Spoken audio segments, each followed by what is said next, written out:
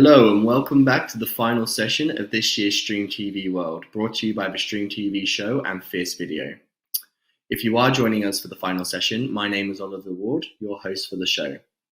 Allow me to start by thanking this year's sponsors, Kantar Media, Comcast Technology Solutions, Metrological, Adea, and Women Streaming Media. So you can best prepare yourselves. Here's what to expect. Kicking us off, we'll hear from Ali Began from the University of Azin as he delivers the opening keynote. This will then be followed by a fireside chat led by Jason Thibault and Serhat Dok from Adea. Make sure you submit any of your questions to the Q&A tab and be sure to check out the Partner Content Hub. So that's enough for me for now. Let's get started with the final session. Ali, the floor is all yours. Good morning, everyone. Welcome to my talk titled Catching the Moment Live Streaming at Scale. My name is Ali Began. I'm a computer science professor at Özyeğin University in Istanbul, Turkey. I've been working on streaming media both on the research and development side over 20 years now. On the left-hand side, you see me with Doc Brown from the Back to the Future, and this picture was taken at Universal Studios in Orlando back in 2002. It was my first year at Georgia Tech working on my PhD. In this presentation, I will talk to you about the scalability challenges in live streaming, especially when we are streaming at low latency. The moon landing in 1969 was one of the significant events broadcast on TV in our history. It was estimated to be watched by 650 million viewers. The image and sound signals were transmitted via lightweight antenna on the top of the lander, and these signals traveled over 250,000 miles back to Earth. The broadcast latency from the face of the moon to Earth was approximately 3 seconds. Half a century later, in 2019, Super Bowl 53 was broadcast using 115 cameras that included even 8K cameras. There were augmented reality, powered graphics, and many other innovations. The broadcast latency was less than 10 seconds, but despite all the technological developments, the streaming latency was higher than 45 seconds from the stadium to a device located only 5 miles away. We had certainly made a lot of progress in picture and sound quality in the last 50 years, but then live streaming over the top was still problematic. Well, the good news is that in the last 3 years, we have also made a lot of significant improvements. We now have better implementations, specs, and guidelines for live streaming. To set the stage, let me start with contrasting broadcast to streaming. Broadcast is one-to-many delivery paradigm. Everybody gets the identical copy, which is often a high-quality version of the content. SD simulcast is still needed in some markets, obviously. Capacity planning is straightforward. We need fixed resources on the cable, satellite, or IPTV side to make things work without a glitch. Streaming, on the other hand, is one-to-one distribution. Due to the variety of devices and platforms and connection speeds, we offer the same content in multiple quality levels. Capacity usage depends on the number of viewers and is on best effort basis. Despite all these seemingly negative properties, streaming is still essential in achieving the any content, any device, anytime vision. We can potentially do much more with streaming than broadcast in terms of unique and personalized user experiences and monetization. The ultimate question is how we can match or even exceed the broadcast quality through streaming. Based on today's common understanding within the industry, we divide the OTT live streaming into 5 broad categories based on the target end-to-end latency. However, I note that this categorization is subject to change based on the future practices. High latency. This is where the end-to-end latency is 45 seconds or more. The common application of this category is one-way streaming of live events to large audiences where latency is relatively less important than the scalability and robustness of the service offering. Typical latency. End-to-end latency ranges between 10 and 45 seconds. This latency range is commonly achieved by most OTT services using HTTP adaptive streaming. This latency range is also used as a fallback state when some components of the end-to-end media pipeline do not support low latency live streaming. Low latency. End-to-end latency ranges between 1 and 10 seconds. This level of latency is essential to have a user experience similar to traditional broadcast TV. Example event types for this category include premium live sports, financial news, and esports. Another example is second screen experiences. Ultra-low latency. End-to-end latency is a second or less. Interactive experiences such as live commentary, betting, in-game wagering, online gambling, and auctioning are the main drivers in this category. Ultra-low latency streaming brings up new challenges because this level of latency is on the same scale as commonly observed network latency variation, often due to buffer bloat and other network anomalies such as packet reordering. Near real-time latency. End-to-end latency is in the order of tens of up to 100 milliseconds. This level of latency is essential for networked applications that incorporate live streaming, but also require specific interactivity or control feedback features. Video conferencing, cloud gaming, remote control of hardware platforms such as drones, vehicles, or surgical robots. And metaverse are also some example applications. Where does the latency come from? End-to-end latency, aka glass-to-glass latency. Here we have a typical end-to-end live streaming architecture consisting of media contribution, ingest, and distribution. The contribution stage involves content acquisition and production. As the content is acquired from a source, for example a camera, it is first encoded by a contribution encoder to produce high-quality output at a very high bitrate. The output of the contribution encoder is then input to a multi-bitrate distribution encoder. The distribution encoder can also be fed by a linear feed of the satellite or cable broadcast. The ingest stage involves content packaging and encryption, and the transmission to an origin server. Out of the incoming high-quality contribution feed, the distribution encoder generates multiple representations at different bitrates and resolutions using one or more codecs, according to a preset bitrate ladder. It then optionally applies encryption and packages them into one or more delivery formats such as Dash and HLS. The packaged content is then ingested to an origin server. The distribution stage involves content delivery and consumption. The packaged content is distributed from the origin server to media players connected through different last-mile access networks. When using HTTP for distribution, one or more content delivery networks can be used to shield the origin and scale the distribution to millions of media players around the globe.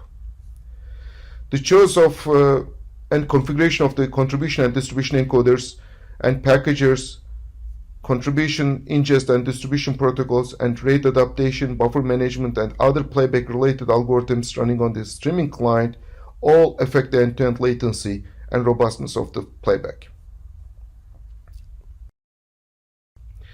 Let's look at the technology developed in the last few years. In 2016, Apple and Microsoft joined forces in MPEG to develop an extensible encoding standard to unify the streaming media format without mandating a specific manifest format or delivery protocol. A relatively fast standardization effort resulted in the Common Media Application Format, the CMAF specification. CMAF uses the ISO-based media file format for the common core media segments and permits a choice of a dash segment, an HLS playlist, or another format for the manifest. The ultimate motivation behind CMAF was to eliminate the proliferation of alternatively packaged content in use, and today we witness that the industry has been making a good progress in this direction. With the growing interest in low latency, the community and industry moved quickly to develop a low latency solution. LHLS was first introduced in Twitter's Periscope application in 2018 and then improved by Twitch in 2019, but is no longer supported or developed. For low latency Dash, the work started in 2017 jointly by Dash Industry Forum and DVB, and the spec was produced in 2019. Low latency HLS was introduced by Apple in June 2019, stayed in beta for a year, and then became publicly available. At the high level, a common feature across all these solutions is that they require the media to be encoded and delivered in chunks. However, there are some obvious as well as subtle differences in their requirements and implementations. For more details, you can read our MMSB 2020 paper. The challenge in low latency live streaming is that we need to keep the latency low.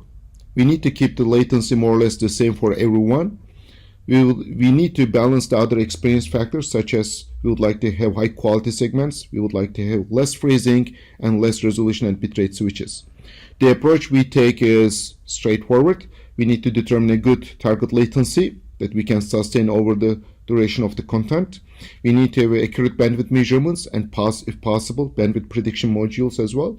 We need to have a proper rate adaptation algorithm, and then we need to support adaptive playback. One of the best tools we have today to manage this trade-off is adaptive playback speed control. This tool allows the streaming client to slow down the playback when there is a risk of stalling and increase the playback speed when there is no risk of stalling but the live latency is higher than the desired value.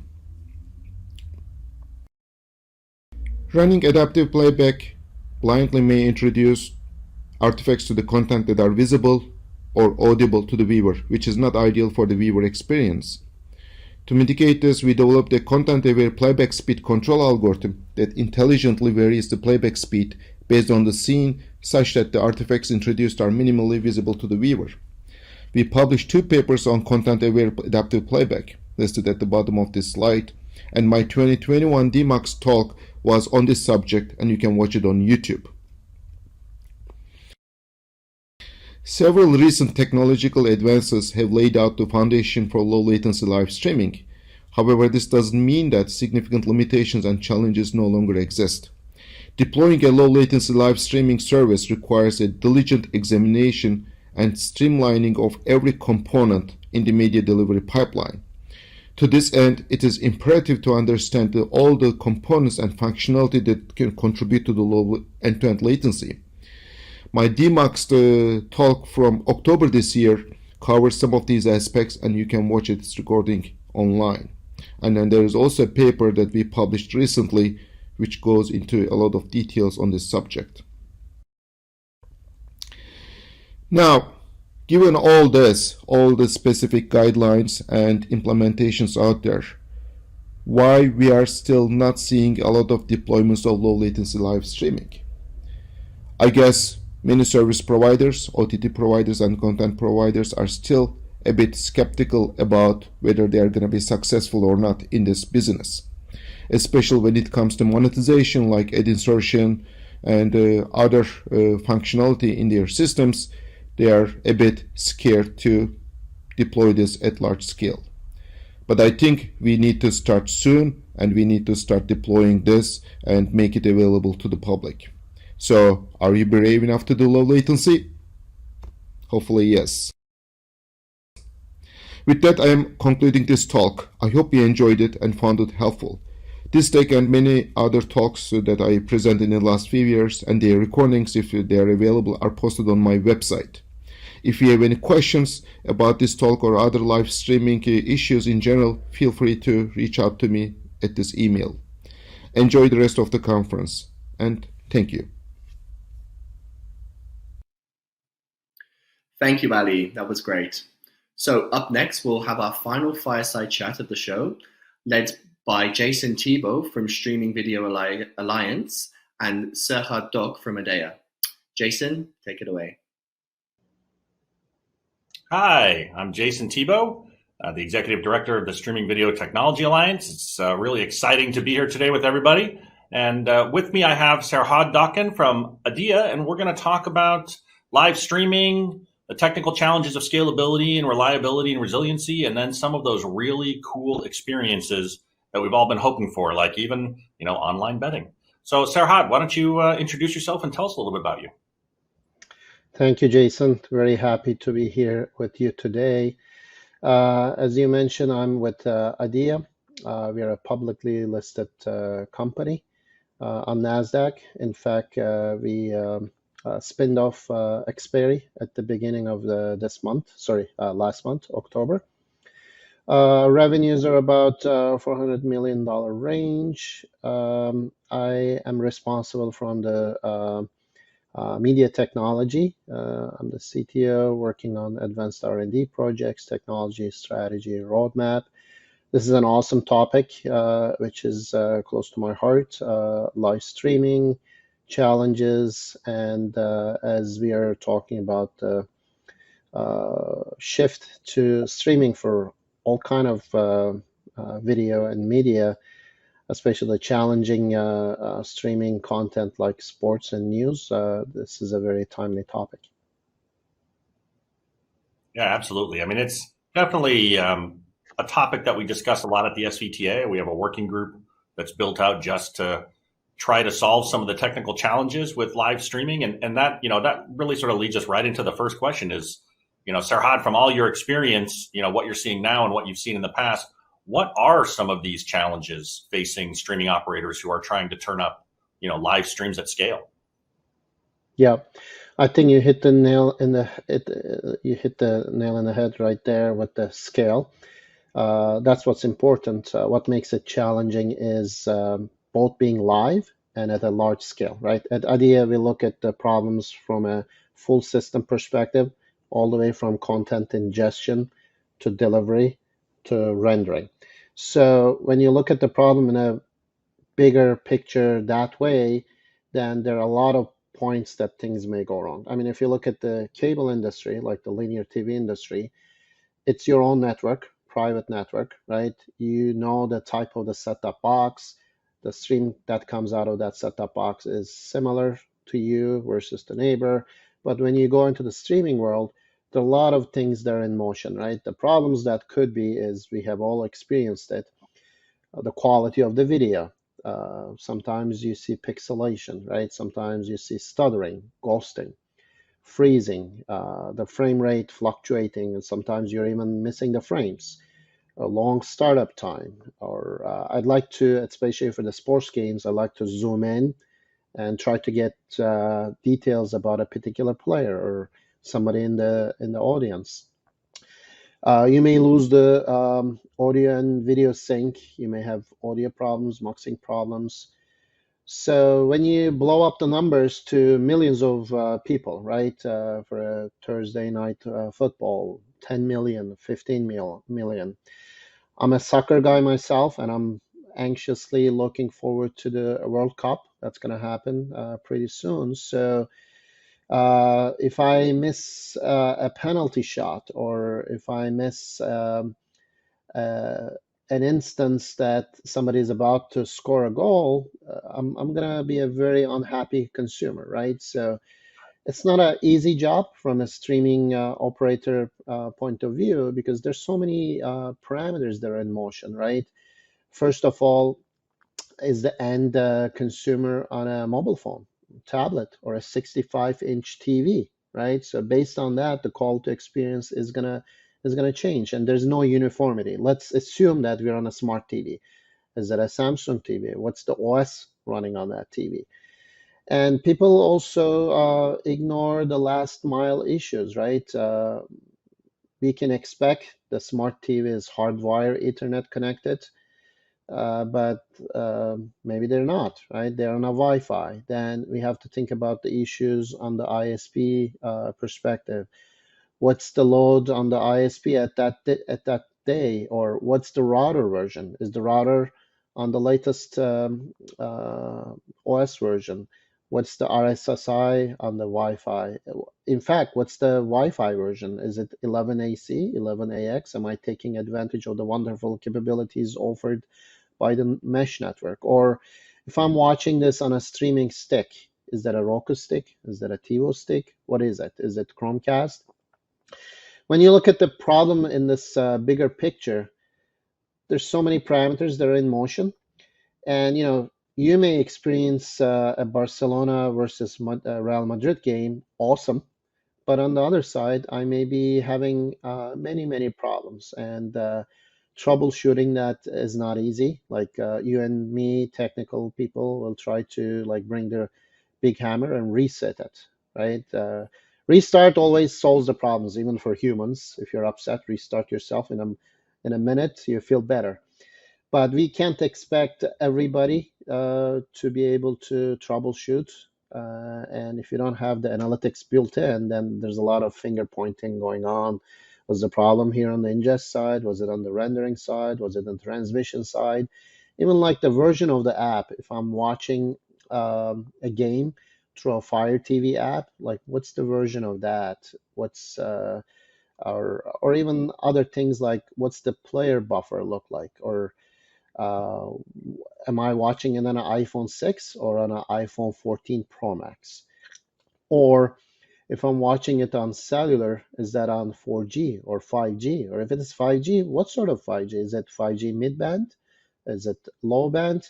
I remember one instance I was at the airport, Jason, trying to get on an international flight, and there was I think it was the 2014 World Cup soccer finals, and not many people had access to the games. So there were like at least 50 people congregating around me trying to watch the game. So when it freezed on LTE, then people are like, you can hear the air like coming out in the room. So sports is that type of content. People are very emotional, enthusiastic, and if you upset the customer, right, you're going to be really giving a black eye in terms of your platform. Obviously, you can offer a refund, right?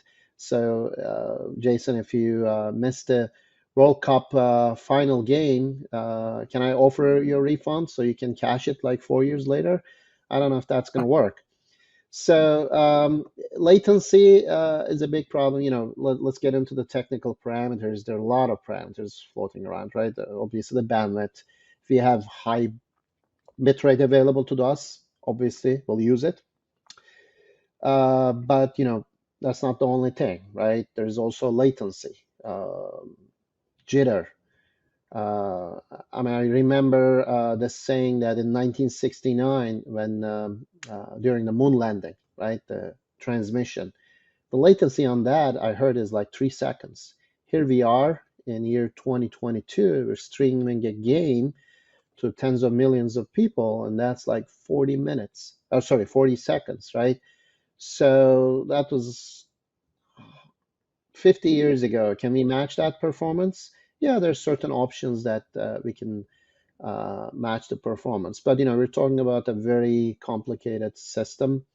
People are using multiple CDNs, even the protocol we use, the retransmissions.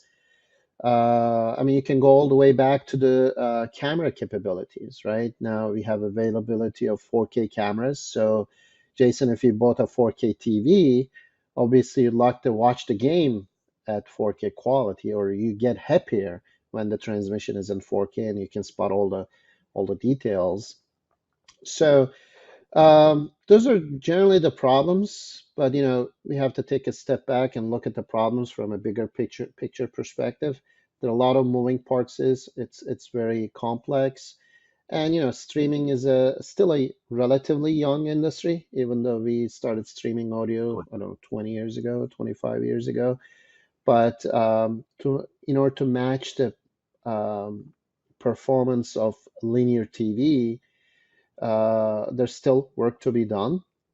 Not many people want to cut the cord because they'd like to get their game, and that is high quality, reliable.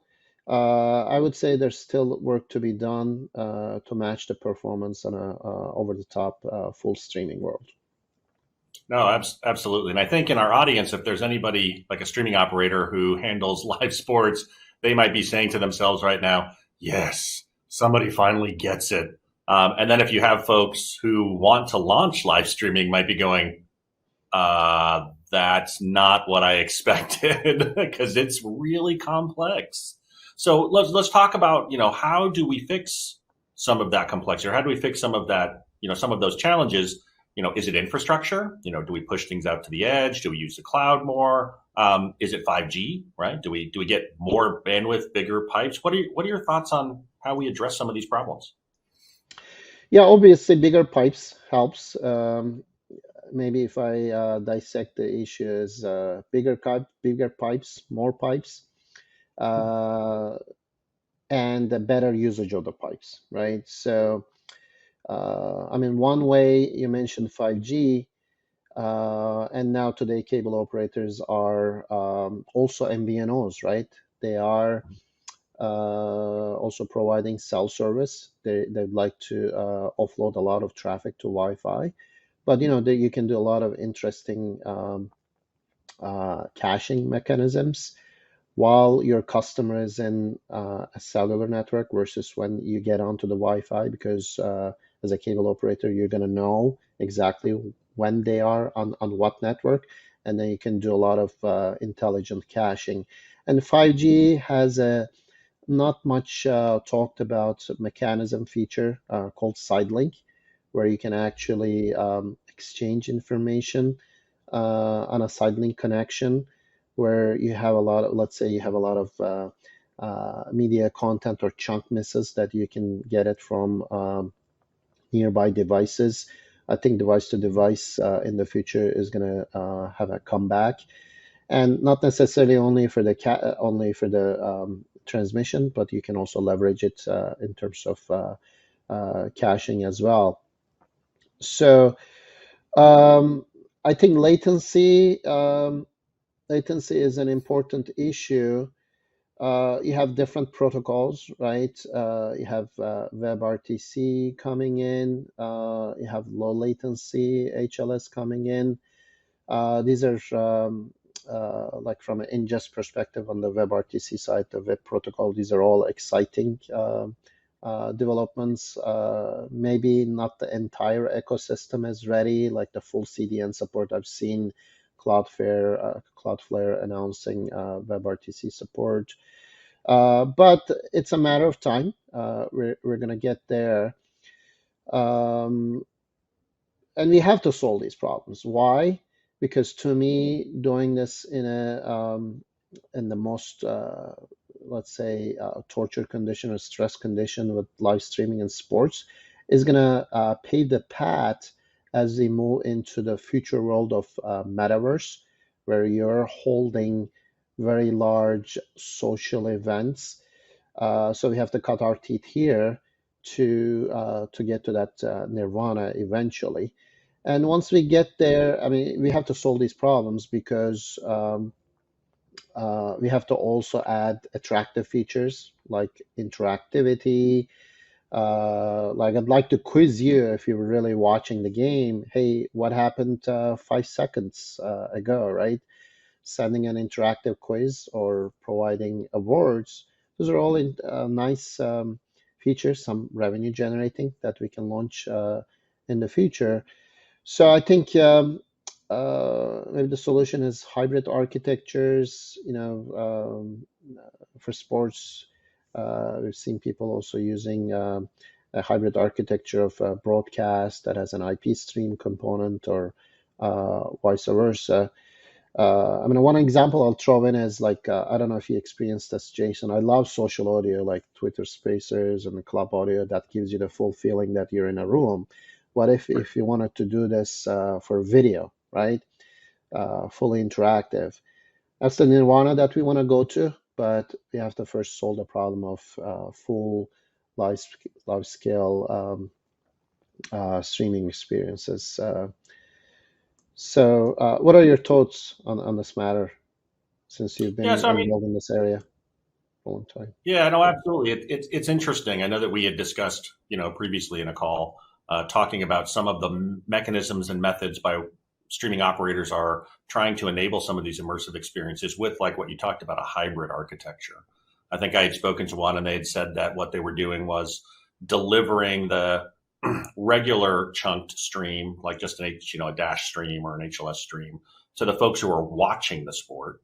And then they were delivering a WebRTC stream in parallel to anybody who was engaging in the betting aspect on the stream. And so then you could kind of like protect scalability, right? Because it's easy to scale dash stuff or HLS stuff and standard HTTP servers, and they're everywhere. And Akamai has hundreds of thousands of them, but the WebRTC doesn't scale so well. So you don't want to give everybody that feed. And so when I heard them talk about that, it was really interesting. I had not thought about doing that. Although to your point earlier, it really complicates the workflow, right? So you already have all these pieces you talked about. I mean, you talked about dozens of parameters and pieces that go into potentially causing delays in streaming.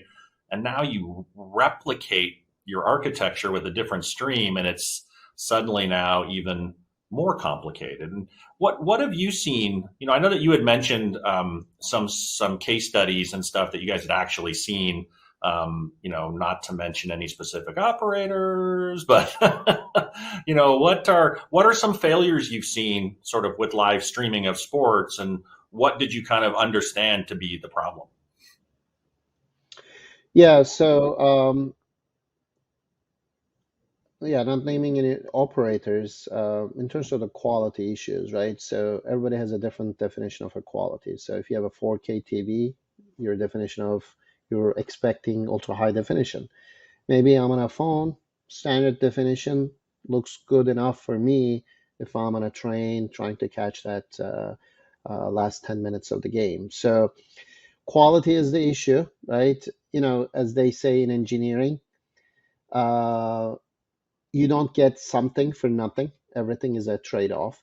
And we're trying to trade off a lot of parameters here. One is what you alluded to, the workflow complexity, right? So I don't envy the operator's job. The workflow is super complex. And the other parameter that they're also working towards is cutting the costs. I mean, if it is going to cost a lot of money to do this, then the subscription costs are going to go up, right? So you have to watch out for that. And latency is an issue, because if a game is going on and if I'm seeing a tweet of what the result of that critical instance is, and the video feed is coming to me with a 30-second delay, then I'm unhappy, right? Or even if my friends, and that happened to me, are taking a screenshot of a goal being scored and my feed is still catching up, I'm a unhappy customer, right? So we've seen audio quality issues. We've seen video quality issues. People are even like maybe not everyone, but someone like me are even like being able to see the macro blocks. Those are issues. I mean, long startup time is an issue. At some point, yeah, your stream froze. Okay. How long should I expect it for that to come before doing a restart? And when I'm doing a restart, well, then am I a new viewer that just started, or did I lose some settings? I mean, even on a Zoom call, right? You have so many settings that you need to pay attention to. So, yeah, I mean, if you want to talk about problems galore, right? And we have to also look at the other side of the aisle, right? In the gaming industry, right? Fortnite, you play Fortnite real time with millions of people, but that's more of interactivity. Maybe there are lessons to be learned from the game industry. They're streaming at a very high bit rate. Yep. Yeah, I mean, we can all go down to even like the protocol level. Hey, is this RTMP? Because you got to work with what you have, the equipment that what you have, the ingest protocols that you have. Things are not gonna like you press a button, turn a page, and everything changes immediately. There are certain investments that were made before, sunk investments, so you got to work with what you have. It's almost like a five-dimensional chess game. I think ecosystem is just going to evolve itself one by one, bit by bit. It's going to take time, but I'm pretty confident that for our industry, we're going to get there. Yeah, and one of the things you had mentioned was trade-offs, and I think that's really important to talk about when we think about solving some of these problems. I mean, at the SVTA, we have lots of working groups, right? And they're all centered around different parts of the workflow. But then you start to realize that they all interplay when you think about something like live streaming.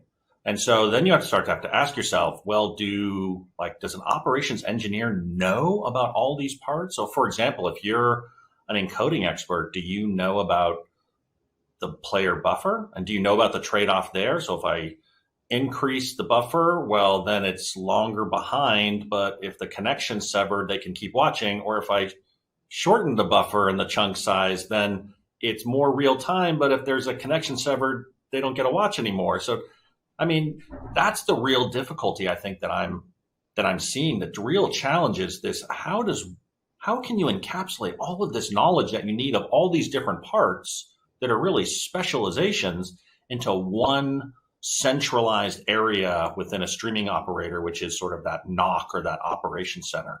Have you seen kind of that knowledge issue about folks knowing what to do and how to make those trade-offs? Yeah, I wouldn't say I have. I mean, going back to what I talked about in the beginning, yeah, we have to look at it not only in a siloed fashion, but also looking at what could be the efficiencies by working with another silo. You talked about the working groups. So that's why the idea when we're looking at like new features and services and scaling issues, we look at it both from the content capture side, delivery, and rendering side. So I can mention to you like a couple of things that I was involved with in the past with Super Bowl streaming. Obviously, we were trying to push more new features into that, like a 360 streaming. We had a dome that you can see the game from different angles, 360, or being able to switch from one angle of the camera to another angle of the camera, like simultaneous 6 different camera angles. But going back to your question, no, not necessarily, because at every piece of the puzzle, that piece is evolving, right? So you need to put together this big puzzle, and while you're improving on one side, you can't leave somebody else behind, right? Then this part may look awesome, but then the whole thing may not work as well. So you got to be careful while you're robbing Peter to pay Paul. It's got to be a fully distributedly in a system that works very well in a distributed fashion. So, but yeah, I think eventually we're going to get there. It's a lot of education and also ecosystem vendors working in the bigger picture. What's the impact from one particular encoding side, turning all the encoding knobs on this side? What's the impact on the client? I mean, you talked about a buffer, right? Are we talking about the buffer on the cell phone or on a set-top box, or even like what's the version of that? And based on that, what's the RAM size available? What's even the potential theoretical buffer size that I have available to me? Let's say you're in this one particular ecosystem, you're using their player, it's coming from their cloud service, then maybe those are more controllable. But if you're crossing the boundaries from one player to another one, right? Let's say from an iOS world to an Android world, things are going to get very complex. I mean, this is a very big system in engineering as well as a verification effort. So let me pause there. I'm actually curious what makes you excited once we got over all these issues in terms of new features that could be rolled out. You mentioned betting, wagering. One could say we're years away for that being a reality, because you already mentioned that like you can use hybrid architecture, WebRTC here. I mean, today, not micro betting, not wagering, even like a regular betting, those are like two different streams, right? You see the video over here and you're betting on a different app. How do you see that evolving in terms of new features and services? And I mean, another tougher question is, what's your crystal ball saying the timeline of when we can make that happen? Oh wow, yeah, that's a great turn of the question to the moderator. That's I mean, we're seeing we're seeing some really great innovation that's happening, but again, not at scale, right? So I think that, when you start talking about metaverse and XR and AR and things like that, I think we're seeing some of these features being tested by operators. I actually think that probably the really cool immersive experiences are going to happen in arena. So, and the reason I say that is because it's much easier to deploy 5G ultra wideband in an arena in a closed environment, and then through that, now that you have MEC attached to that, so the mobile edge computing, you can do some really cool stuff. You could imagine being able to hold your camera, your phone up and look at the field through your phone screen and your camera, and you're getting data overlays on players as you're zooming in on them. I mean, it's just some of these experiences I think they're available today, but again, they're just not available at scale. And so, I think that as we push forward with more edge compute and more resources closer to the user. And like you said, 5G does have some really awesome capabilities for the network operator to do more things like network slicing and guaranteed QoS and lots of stuff like that. I think we're going to start to see more of these experiences like betting that can happen on a more scalable fashion. And that's the big thing. People will ask me like, well, what's possible today? And I'm like, honestly, pretty much anything's possible. The problem is it possible at scale? And 99% of the time, the answer is no, not in a reliable way that's going to make people happy all the time. I have a question for you on that. What are you seeing, like from the research and innovation side? What are you seeing in terms of automation with live streaming? So, for example, live stream goes to a phone. I see that it's a phone. I know that a phone doesn't need the 4K stream. So I'm going to do a manifest manipulation automatically to make sure that its bitrate ladder is, only, 3 megabit per second, not 8 or not 20. Are you guys like looking into that? Are you seeing things like that happening? What are your thoughts on automation? We're looking at automation also from the user experience, user interface level. The example that you mentioned, what's the type of the phone, what can it do, what can it not do? We're getting into the level of, well, it may be a small screen, but it is able to render a very high resolution, and pixel per inch is very high. I enjoy watching stuff on my phone compared to my tablet because tablet, the screen size is higher, resolution may be equal, but the PPI is not as high, right? And also, we shouldn't make the assumption that every viewer is the same. One may enjoy certain things more than the other. We're even going down to the rate of what's the comfort factor? How can I adapt the bit rate based on the comfort factor of the user? And we're doing that to pave the path to metaverse.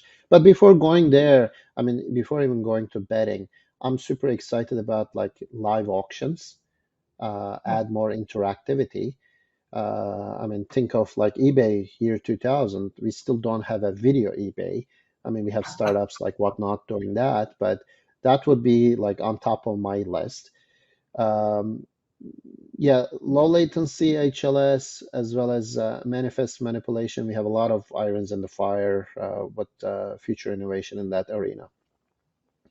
That's fantastic. Well, listen, Serhad, this has been a fantastic conversation. Obviously, we could make this like hours to go into all of these details, but there's a lot happening. It's great to hear your thoughts on these. You have a deep experience with live streaming and with streaming in general. So it's been fantastic. And with that said, though, I want to say thanks for joining me and chatting, and thanks everyone for attending. Really appreciate it. Hope you enjoyed the show, and we'll look forward to seeing you sometime in the future.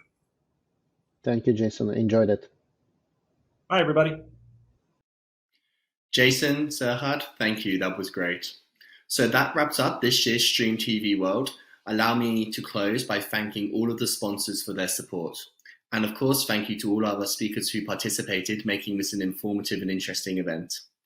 To everyone at home, we hope you enjoyed the show and found it engaging. Make sure you mark next June the 12th to the 14th on your calendars and join us in Denver, Colorado for our StreamTV show. You'll be able to find all relevant information via the link that I've been putting in the chat throughout the event. So, my name is Oliver Ward, your host, and on behalf of the StreamTV show and Fierce Video, thank you for attending, and we look forward to seeing you again soon.